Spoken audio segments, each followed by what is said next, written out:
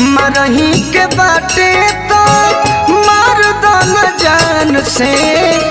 कह के मुआवेलू नजरिया के बान से कह के मुआवेलू नजरिया के बान से मरही के बाटे तो मार दो न जान से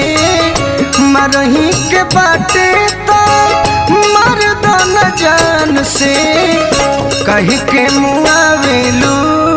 नजरिया के बान से कह के मुआवेलू नजरिया के बान से।